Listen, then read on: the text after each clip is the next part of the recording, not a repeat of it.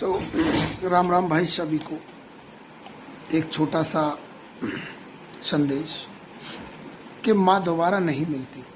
साथियों, माँ कभी दोबारा नहीं मिलती। एक छोटी सी कहानी मैं आपको बताता हूँ कि एक गांव में 10 साल का एक लड़का अपनी माँ के साथ रहता था। माँ ने सोचा कि कल मेरा बेटा मेले में जाएगा, उसके पास 10 रुपये तो हो, भाई मेले में जाएगा तो 10-5 रुपये तो उसके लिए हो। यह सोचकर माँ ने खेतों में काम करके शाम तक पैसे कमा कर ले आए। क्योंकि थोड़ा गरीब थे तो पैसे का बड़ा समस्या थी, तो उसकी माँ ने मेहनत की और अपने बेटे के लिए वो 10 रुपये कमा करके ले आई। बेटा स्कूल से आकर बोला, खाना खाकर जल्दी सो जाता हूँ, कल मेले में जाना है माँ। सुबह माँ से बोला, मैं नहाने जाता हूँ माँ, नाश्ता तैयार रखना।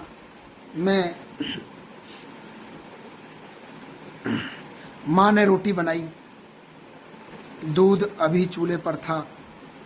माँ ने देखा बर्तन पकड़ने के लिए कुछ नहीं है, उसने गरम पतीला हाथ से उठा लिया। मेरे साथियों, माँ का हाथ जल गया। बेटे ने गर्दन झुकाकर दूध रोटी खाई और मेले में चला गया। शाम को घर आया तो माँ ने पूछा कि मेले में क्या देखा, 10 रुपये का क्या खाया बेटा, या क्या किया तुमने।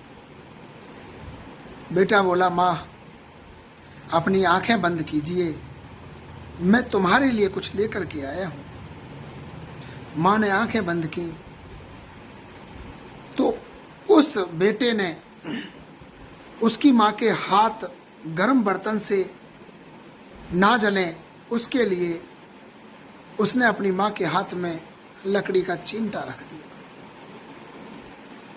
अब माँ तेरे हाथ बोलता है नहीं जलेंगे, वो अपनी माँ से कह रहा है। माँ की आंखों से आंसू बहने लगे। दोस्तों, मैं तो यही कहूँगा कि माँ के चरणों में स्वर्ग होता है, कभी उसे दुखी मत करना।